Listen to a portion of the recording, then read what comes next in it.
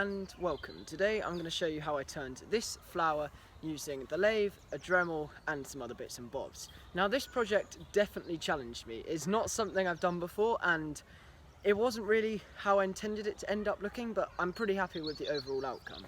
If I do a close-up here, you can see I've used sawdust in the middle, which I'll show you later on in the video, and I've used a Dremel to achieve these carved lines. Now here's the piece of poplar I chose to use for this project. It's just a scrap bit of poplar I had, and as you can see, it's fairly decent in its colour and its size, and I thought this would be perfect for making a small flower out of. So I started out by doing loads of different colour tests. As you can see, I looked at using plum, ruby, bit of the honey coloured one from Hampshire Sheen's Intrinsic Colour Collection. And then I also thought about using Libron concentrated red and yellow dyes, which you'll see later on in the video. So I marked out a square blank on here, and then I cut it on the bandsaw, and then that was pretty much ready for the project to get started. So let's get turning this flower. I hope you enjoy. I started out by turning the outside profile of the flower, and to do this I used a combination of lots of tools, including a round scraper and a parting tool. Now I used a parting tool to get my desired thickness for the flower, as I wanted a fairly thin flower as that looks much nicer. So you can see how wafer thin this is, and I want to turn the inside, and I like to use a method known as the hot glue gun method to attach my pieces to the lathe. So I just use a bit of hot glue, and I've got a very sharp chisel here, and I'm just scraping away that glue. You can see how sharp this chisel is. And now I'm just going to use that again, this time flipped so the finished surface gets glued. This is just finished to 400 grit. We'll come back and properly clean it up anyway. I then started to turn the inside of the flower, and to do this I just used my round scraper. Now it was quite difficult to decide on how to do this, as I wanted to create that bit in the middle where I could put the sawdust in to create the centre of the flower. So I left a middle bit which was actually quite interesting to do, and then I sanded up from 120 grit through to 400 Now grit. Something I really like to do in all of my projects is create what I like to call a reference page, and here's my reference page. It usually involves a picture and some detailed notes as to what I want to do. So for example, this one I've run through how I'm going to apply the dyes, in what sequence, what tools I'm going to need, and just generally a bit of how I'm going to do it. And then as you can see, there's the rough picture I'm going off, and I'm trying to create a Cosmos bipinnatus gazebo red. I have no idea if that's how you say it or not, but that's what I'm sort of trying to replicate. So here's the image we started with, and I'm pretty happy that I got fairly close to that image. The petals aren't perfect, but at the end of the day it's a flower, so they're all going to be slightly mismatched, and I think I did pretty well to get as close as I did, and I think using the sawdust for the yellow part worked really well. So I'm now going to apply some of the intrinsic colour black to this. Now there's many ways to do this. I'm just going to dab a little bit onto here.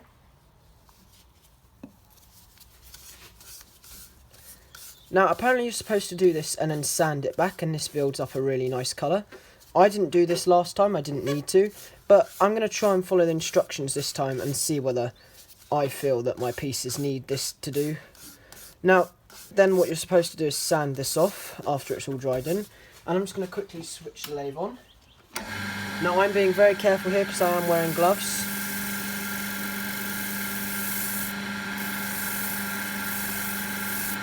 That's it. If you're going to do that, you need to be exceptionally careful because you're wearing rubber gloves. Now I'm happy with that, that's being sanded off anyway, and I'm just going to do the back as well. Now the back I'm not so fussed about, but I'll just apply a little dab to the back as well. I then used 320 grit to sand off the bulk of the black, and then moved up to 400 grit to sand off a little bit more. And this black acts as an undercoat to the red, so it's up to you how much you wish to remove. So what you can see now is we've got this lovely depth here. So this really creates a brilliant backdrop, I guess, to paint onto. And as you can see, we have a lovely slight warp to the bowl, and this is exactly what I wanted. So we now have a beautiful warp. And usually people hate warps in bowls, or platters or objects. This is exactly what I want. Now if I bring the camera round, I have to take it off the charger.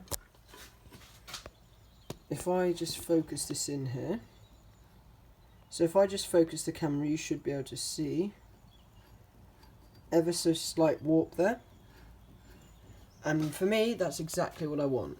So as you can see here, got a lovely depth to the bowl with these black bits here, and this is where perhaps the bowl's a bit deeper or there's some divots, and that's really going to add some depth when we apply the red now.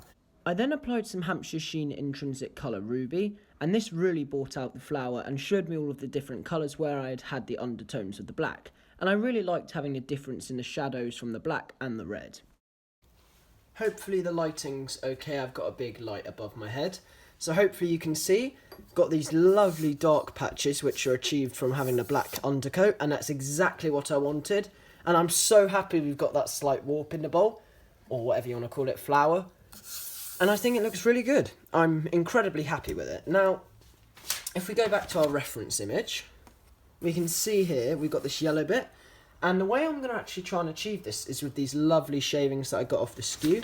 I think these will work at creating the yellow part of the flower. Now, this was without a doubt the hardest stage of this project. I found this incredibly difficult to do, but I'm really glad I persevered, as I'm really happy with the overall outcome. So I used a coping saw to cut the petals out, and I just took a lot of time here, and I did crack 2 of them, but I managed to repair them with super glue. And you could try and do this with a Dremel, although the bit I had didn't really work very well for doing this, as it was a bit too powerful and I didn't want to accidentally slip and put a massive gash into the flower. So I just took my time and used the coping saw. Now, to create these lines that you can see in the flower here, all of these lovely recessed lines, I used a Dremel. Now, the Dremel I'm using is the Dremel 3000. Fairly good Dremel, I really like it. I bought it on Black Friday when it's a bit cheaper, so I'm really happy with it. It was a great purchase and it works fantastically. I really love using the Dremel. I don't use it enough on projects as it does require some element of skill to achieve a desired finish, and I'm pretty happy with how I did with this, although I want to continue practicing.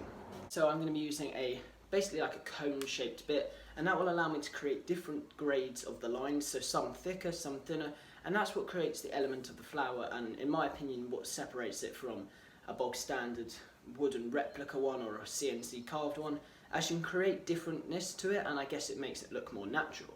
So as you can see, none of these lines are the same, which is exactly what I wanted. I think if you make all the lines look the same, it can look a bit fake and it wouldn't look very nice. So with the Dremel, as hard as it is, I was trying not to make them all the same, and your brain naturally wants to make everything the same length, so you had to work quite hard not to do that. And I had the Dremel on about an 8 speed here, so about that. There's 10 speeds here, I was using the 8, and then if I wanted a slightly slower speed, I would go down to the 6. If you go any lower, to be honest, with the sharper bits and the really thin bits, sometimes I find you can stall it, and I prefer to use a higher speed. But yeah, I'm really happy with the Dremel part on this. In my opinion, this was the most exciting stage of the project, as it was where it really started to come to life. I decided to use the Dremel with that cone-shaped bit in it, as I did try to do it by hand with the carving gouges, but because I was working against the grain, I found it nearly impossible. It was very easy with the Dremel and really enjoyable to do, and I really do like using the Dremel, and I'm definitely going to be using it more in future projects. So to get into all of these detailed lines here in the flower, I used a really thin artist's paintbrush, and this worked really well because I could use the Hampshire Sheen Intrinsic Ruby colour and paint it into these deep lines to create difference in colour grades. And as I said, that's something I really feel separated this project from a standard flower that you might be able to buy, like a plastic one or something like that.